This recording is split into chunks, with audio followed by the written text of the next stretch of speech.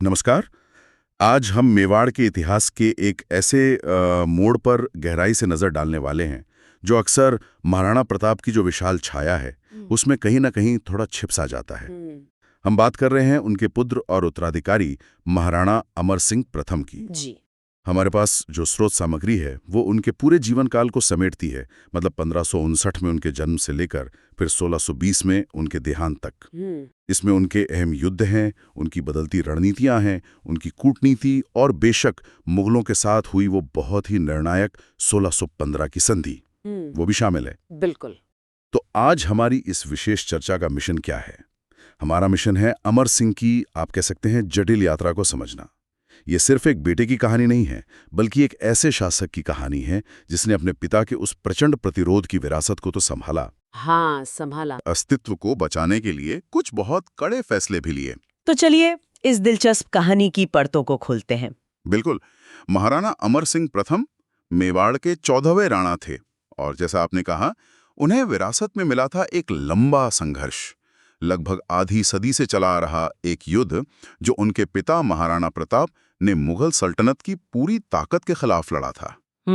और यहाँ सबसे दिलचस्प बात यह है कि अमर सिंह की कहानी सिर्फ तलवार और भाले की नहीं है, यानी कि बस वीरता ही वीरता है। अच्छा। हाँ, ये कहानी है दबाव की, कूटनीति की बारीकियों की, और ये जो हमेशा एक शासक के सामने दुविधा रहती है ना, किस तरह की? कि भाई राज्य का मान सम्मान और प्रजा की भलाई, इनके बीच संतुलन कैसे बनाया जाए, खासकर तब जब हालात बहुत ही मुश्किल हों।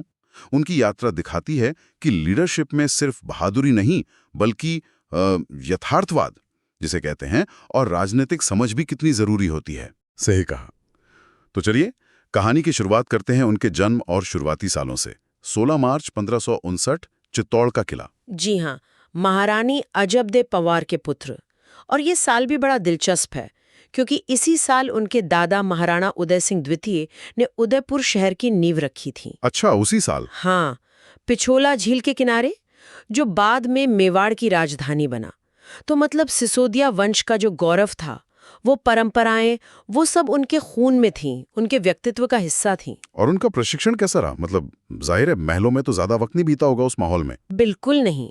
कुंवर के तौर पर उनका ज्यादातर समय बीता अपने पिता महाराणा प्रताप के साथ अरावली की उन मुश्किल पहाड़ियों में। वो दौर ही ऐसा था, राजधानी हाथ से निकल चुकी थी, संघर्ष चल रहा था, तो वहीं पर उन्होंने वो गुरिल्ला युद्ध की कला सीखी। अच्छा, गुरिल्ला युद्ध। हाँ, कि दुश्मन को कैसे चौंकाना है, इलाके का फायदा कैसे उठाना है, कैसे छोटे छोटे हमलों से बड़ी सेना को परेशान करना है।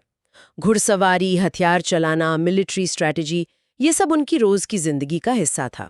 वो जमीन को समझते थे, वो जानते थे कि ये पहाड़ियां ही उनकी सबसे बड़ी ताकत हैं। और इस ट्रेनिंग का, इस प्रशिक्षण का पहला बड़ा इम्तिहान कहाँ हुआ?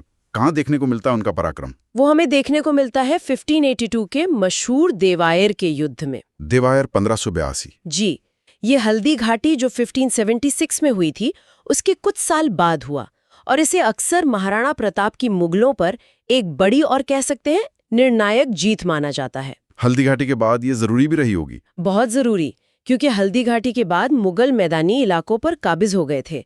देवायर की जीत ने एक तरह से वापसी की उम्मीद जगाई। इस युद्ध में जवान अमर सिंह अपने पिता के साथ बिल्कुल फ्रंट लाइन में लड़ रहे थे, कंधे से कंधा मिलाकर। अच्छा। यहीं पर उनके अपने शौर्य का एक बड़ा यादगार किस्सा है।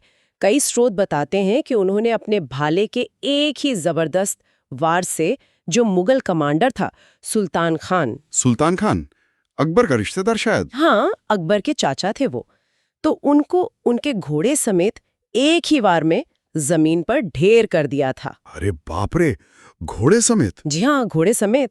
ये कोई छोटी बात नहीं थी। मतलब दुश्मन सेना के कमांडर को एक ही वार में मार गिराना कमाल है। यानी पिता और पुत्र दोनों ही मैदान में जौहर दिखा रहे थे। वो महाराणा प्रताप और बहलोल खान वाला किस्सा भी तो कुछ ऐसा ही है ना? हाँ, वो किस्सा भी बहुत मशहूर है, जहाँ कहते हैं कि महाराणा प्रताप ने अपनी तलवार के एक ही वार से बहलोल खान और उसके घोड़े को 2 टुकड़ों में काट दिया था। हालांकि देखिए, इन किस्सों की बिल्कुल ऐतिहासिक सटीकता पर थोड़ी बहस हो सकती है। हाँ, वो तो है। लेकिन ये उस दौर की जो वीरता थी, युद्ध की जो भयंकरता थी, उसको दर्शाते हैं। अमर सिंह के मामले में भाले का वो निशाना वो उनकी पहचान बन गया। तो दिवायर युद्ध का नतीजा क्या रहा फिर? क्या इससे मेवाड़ की स्थिति में कोई बड़ा बदलाव आया? बिल्कुल आया। कहते हैं कि इस युद्ध के बाद सिर्फ कुछ ही घंटों में मेवाड़ ने मुगलों की करीब 36 चौकियों पर कब्जा कर लिया। 36 चौकियां? हाँ, ये एक बहुत बड़ी स्ट्रैटेजिक और साइकोलॉजिकल जीत थी।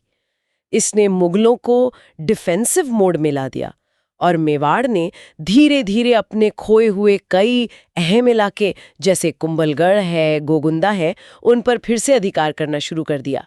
इसीलिए तो वो अंग्रेज इतिहासकार कर्नल जेम्स टॉड, उन्होंने इसे मेवाड़ का मैराथन कहा था। अच्छा, मेवाड़ का मैराथन? हाँ, मतलब एक लंबी थका देने वाली दौड़ के बाद मिली एक शानदार जीत। तो ये तो कुंवर अमर सिंह के पराक्रम की बात हुई।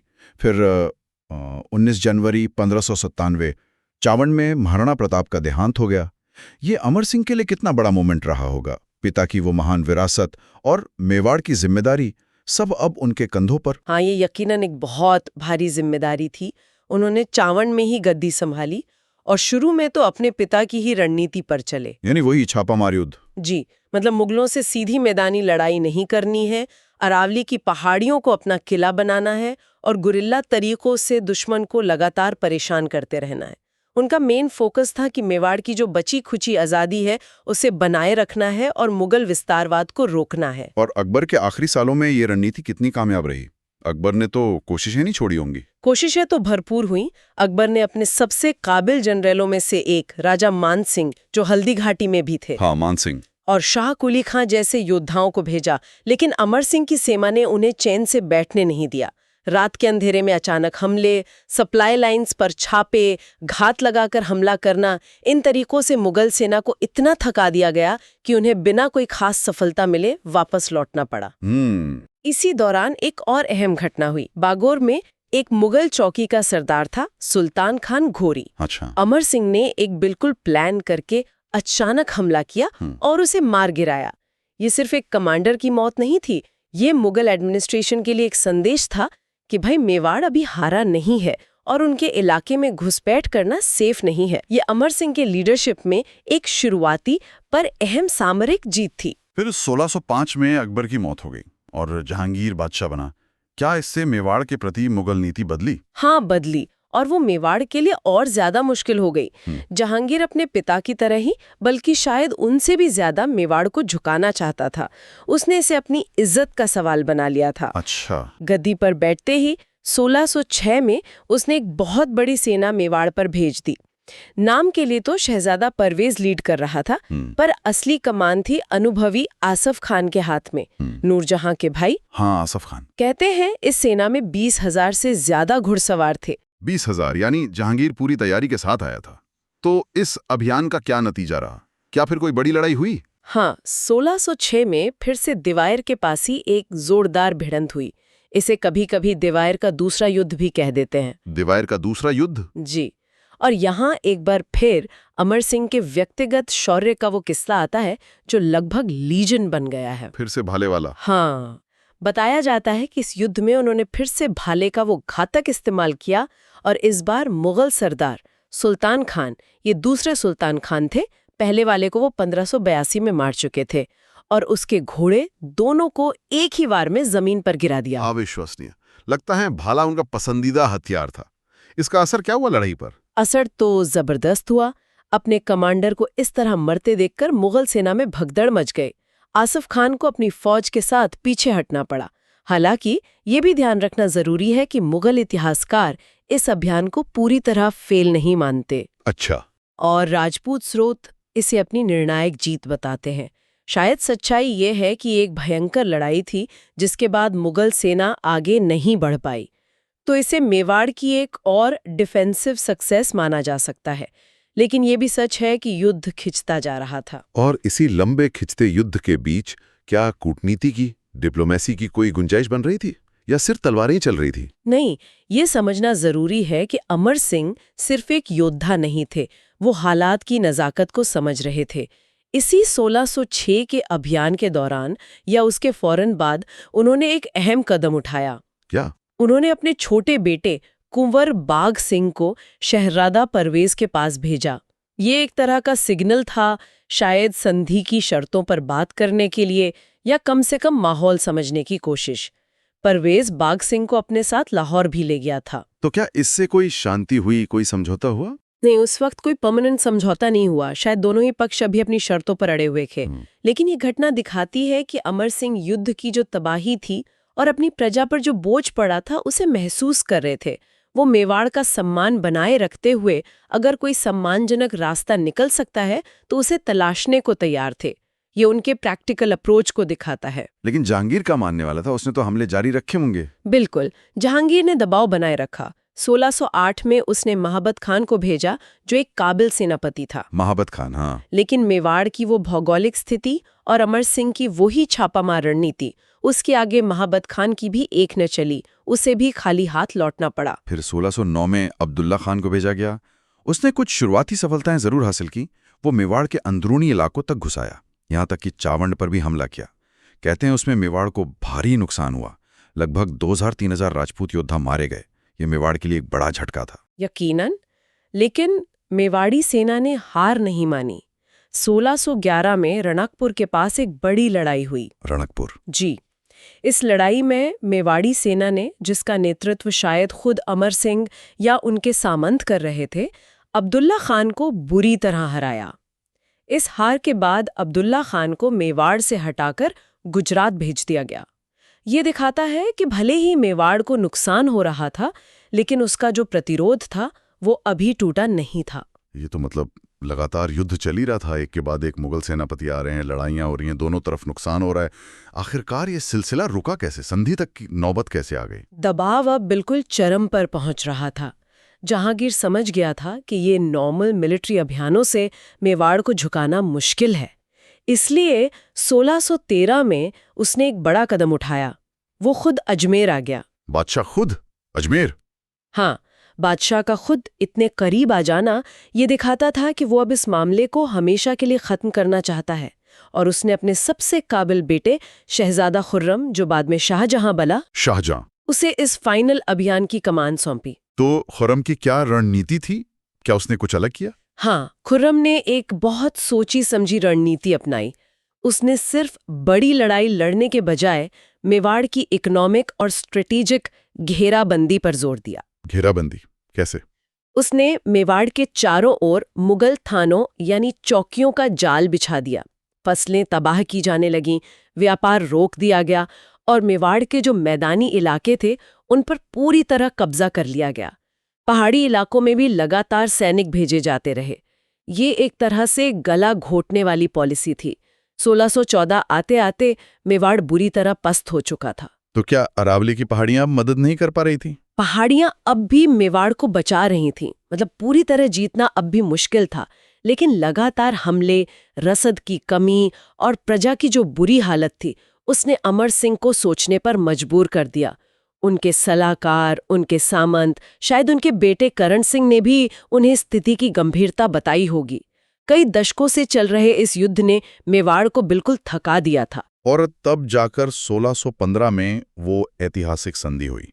ये फैसला लेना अमर सिंह के लिए कितना मुश्किल रहा होगा, खासकर अपने पिता महाराणा प्रताप की वो कभी न झुकने वाली विरासत को देखते हुए। निस्संदेह ये उनके जीवन का शायद सबसे कठिन निर्णय रहा होगा। लेकिन उन्होंने शायद ये महसूस किया कि मेवाड़ के अस्तित्व को बचाने और उसकी पहचान को बनाए रखने के लिए अब यही एक प्रैक्टिकल रास्ता बचा है। और उन्होंने ये फैसला अकेले नहीं लिया होगा। मेवाड़ के सरदारों, प्रमुख सलाहकारों, सबके साथ विचार विमर्श के बाद ही लिया होगा। लक्ष्य ये था कि संधि ऐसी हो जिसमें मेवाड़ का सम्मान जितना हो सके बना रहे। तो चलिए अब उस संधि की शर्तों पर आते हैं। आखिर वो क्या शर्तें थीं जिन पर दोनों पक्ष राजी हुए? ये जानना वाकई दिलचस्प है। हाँ, 1615 की ये मेवाड़ मुगल संधि बहुत अहम है। इसकी मुख्य शर्तें कुछ इस तरह थीं। पहली और शायद सबसे अहम, राणा की व्यक्तिगत उपस्थिति से छूट। यानी महाराणा अमर सिंह को खुद मुगल दरबार में हाजिर होने से छूट मिल गई। ये उनके और सिसोदिया वंश के गौरव के लिए बहुत बड़ी बात थी।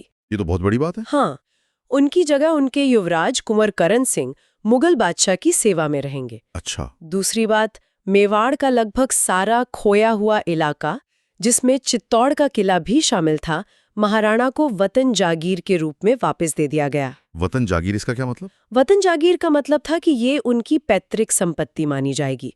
इस पर उनका अधिकार ज्यादा परमानेंट और ऑटोनॉमस होगा, बजाय एक नॉर्मल जागीर के। ठीक है। और तीसरी शर्त, जो एक पाबंदी थी, वो ये कि मेवाड़ चित्तौड़ के किले की मरम्मत या किलेबंदी नहीं कर सकेगा। अच्छा, किलेबंदी नहीं कर सकते। हाँ, ये शायद मुगलों की तरफ से था, ताकि भविष्य में किसी विद्रोह का डर कम रहे और उनकी सुप्रीमेसी बनी रहे।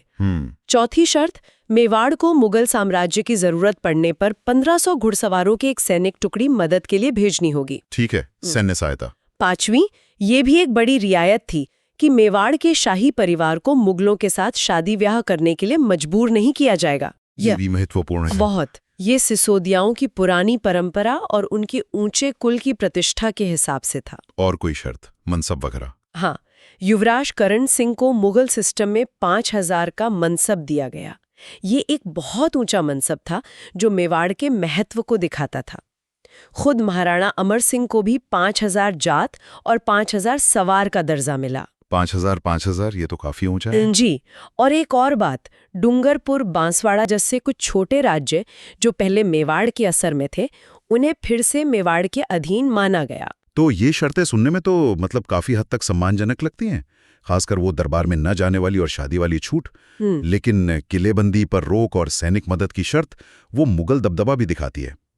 ये एक तरह का समझौता था। बिल्कुल, एक समझौता ही था। संधि के बाद क्या हुआ? क्या रिश्ते नॉर्मल हो गए? हाँ, संधि के बाद माहौल बदला। जहांगीर भी इस संधि से बहुत खुश था, क्योंकि ये उसके राज की एक बड़ी कामयाबी थी। उसने अजमेर में युवराज करण सिंह का जोरदार स्वागत किया। बाद में जब महाराणा अमर सिंह खुद अजमेर के पास जहांगीर से मिले, दरबार में पेश नहीं हुए, बाहर मिले। अच्छा, बाहर मिले। हाँ, तो जहांगीर ने उनके प्रति बहुत सम्मान दिखाया। उसने एक गुडविल जेस्चर के तौर पर औपचारिक रूप से चित्तौड़ का किला और आसपास का इलाका मेवाड़ को सौंपा। हालांकि राजधानी उदयपुर ही रही, चित्तौड़ का महत्व अब ज्यादातर सिंबॉलिक था। इस संधि ने मेवाड़ के इतिहास पर क्या असर डाला लंबे समय में? इसने लगभग 50-60 साल से चले आ रहे उस भयानक और विनाशकारी लड़ाई झगड़े का अंत कर दिया। मेवाड़ में शांति लौटी। हालांकि मेवाड़ अब मुगल साम्राज्य का एक हिस्सा बन गया था, लेकिन उसे काफी हद तक इंटरनल ऑटोनॉमी मिली हुई थी।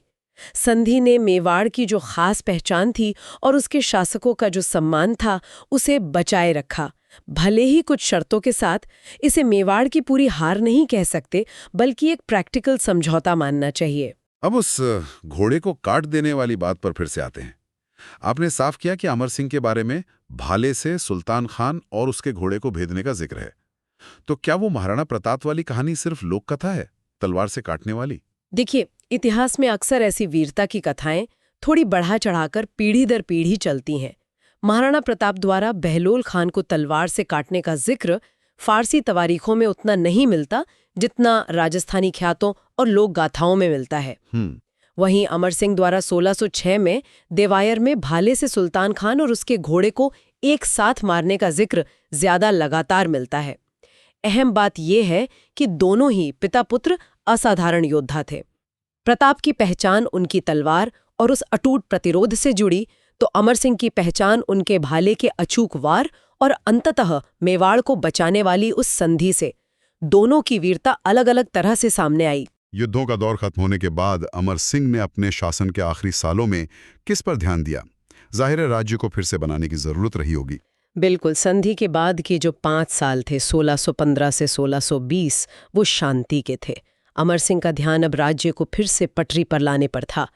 इतने लंबे युद्धों ने मेवाड़ की इकोनॉमी और एडमिनिस्ट्रेशन को बिल्कुल जर्जर कर दिया था। उन्होंने क्या किया उन्होंने? देखिए, सबसे पहले तो प्रजा का पुनर्वास। जो लोग युद्ध से उजड़ गए थे, परेशान थे, उनको फिर से बसाने और उनकी मदद पर ध्यान दिया। फिर भूमि व्यवस्था में सुधार किए होंगे ताकि खेती फिर से पटरी पर आ सके। लगान व्यवस्था ठीक की होगी। और जागीरदारों का क्या, सामंतों का? हाँ, युद्ध के समय जो जागीरों की व्यवस्था बिगड़ गई थी, उसे सुधारा गया। सामंतों की वफादारी और उनकी सेवाओं के आधार पर उनकी रैंकिंग, मतलब कौन कितना अहम है, उसे फिर से सेट किया गया ताकि एडमिनिस्ट्रेशन ठीक से चल सके। और राजधानी उदयपुर का विकास जारी रखा। नए निर्माण हुए, कला संस्कृति को भी बढ़ावा मिला होगा। और उनके व्यक्तित्व के बारे में क्या पता चलता है? क्या वो सिर्फ एक योद्धा और शासक थे या कला साहित्य में भी रुचि थी? उस समय के जो स्रोत हैं उनमें उन्हें वीर, न्यायप्रिय और एक कुशल प्रशासक बताया गया है। उन्हें चक्रवीर जैसी उपाधियां भी दी गईं जो उनके असाधारण पराक्रम को दिखाती हैं। चक्रवीर। हाँ, और ये भी जरूरी है कि युद्धों के बावजूद उन्होंने ज्ञान और कला को संरक्षण दिया। उनके दरबार में मथुरात्मजा जैसे विद्वान थे जिन्होंने ज्योतिष और नीति पर अमरभूषण और इष्टघटिका शोधन जैसे ग्रंथ लिखे। इससे पता चलता है कि वो एक संतुलित शासक थे, वीरता भी थी और कल्चरल समझ भी। लेकिन एक बात कही जाती है कि संधि के बाद वो थोड़े दुखी रहने लगे थे। क्या इसमें कोई सच्चाई है? हाँ, कुछ जगहों पर ऐसा संकेत मिलता है और ये स्वाभाविक भी हो सकता है। सोचिए ना, जिस मुगल सत्ता से उनके पिता ने और उन्होंने खुद पूरी जिंदगी संघर्ष किया, उसी की अधीनता, भले ही नाम मात्र की सही, उसे स्वीकार करना उनके स्वाभिमानी मन के लिए एक पर्सनल दुख का कारण बना हो सकता है। कहते हैं कि इसी वजह से उन्होंने धीरे धीरे राजकाज का भार अपने योग्य बेटे करण सिंह को सौंप दिया और खुद थोड़ा एकांत में या चिंतन मनन में ज्यादा समय बिताने लगे। ये पूरी तरह साबित करना तो मुश्किल है, लेकिन साइकोलॉजी के नजरिए से देखें तो ये असंभव नहीं लगता। और उनके अंतिम दिन कैसे रहे? महाराणा अमर सिंह प्रथम का देहांत 26 जनवरी 1620 को उदयपुर में हुआ। उनके बाद उनके पुत्र करण सिंह द्वितीय मेवाड़ के अगले महाराणा बने और उन्होंने अपने पिता द्वारा स्थापित शांति को बनाए रखने की कोशिश की। तो ये थी महाराणा अमर सिंह प्रथम की कहानी, एक ऐसे शासक की कहानी जिसने अपने पिता की उस अदम में कभी न हारने वाली विरासत को पूरी ईमानदारी से निभाया, रणभूमि में जबरदस्त वीरता दिखाई, लेकिन अंत में मेवाड़ के भविष्य को बचाने के लिए एक कठिन लेकिन शायद जरूरी राजनीतिक निर्णय भी लिया। उनकी यात्रा हमें दिखाती है कि नेतृत्व में केवल आदर्शवाद ही काफी नहीं होता, बल्कि यथार्थ को समझने और उसके अनुसार ढलने की क्षमता भी उतनी ही जरूरी होती है। बिल्कुल, उन्होंने न केवल युद्ध के मैदान में अपनी पहचान बनाई, बल्कि शांति के समय में राज्य को फिर से खड़ा किया और कूटनीति के जरिए मेवाड़ के सम्मान और उसकी पहचान को एक नई दिशा दी। और ये कहानियां में एक गहरे सवाल पर सोचने को मजबूर करती है ना? हाँ, और वो सवाल ये है, क्या 1615 की संधि मेवाड़ की उस गौरवशाली स्वतंत्रता का अंत थी, जैसा कि कुछ लोग मानते हैं, या फिर ये दशकों के विनाशकारी युद्ध से थके हुए एक राज्य के लिए अपनी पहचान और अपनी अंदरूनी आज़ादी को बचाए रखने का एकमात्र प्रैक्टिकल और सम्मानजनक तरीका था? इस संधि को हार के रूप में देखना चाहिए या एक स्ट्रैटेजिक समझौते के रूप में जिसने मेवाड़ को पूरी तरह तबाह होने से बचा लिया? इस पर विचार करना हमें उस युग की जो मुश्किलें थीं और एक शासक के सामने जो दुविधाएं आती हैं, उन्हें बेहतर ढंग से समझने में मदद करता है। अगर आपको ये वीडियो पसंद आया हो तो कमेंट करके ज़रूर बताएं और अगला टॉपिक क्या होना चाहिए वो भी हमें ज़रूर बताएं। आपका एक लाइक हमें और बेहतर और सटीक कंटेंट बनाने की प्रेरणा देता है। शेयर करें ताकि ये जानकारी हर उस छात्र तक पहुँचे जो अपने सपनों के लिए मेहनत कर रहा है। और सब्सक्राइब करें हमारे चैनल को, क्योंकि आपकी सफलता ही हमारा मिशन है।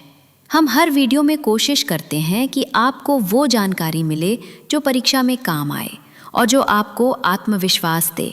आप सभी का इस वीडियो को देखने के लिए दिल से धन्यवाद। मिलते हैं अगले वीडियो में, तब तक के लिए सीखते रहिए, बढ़ते रहिए और कभी हार मत मानिए। जय हिंद।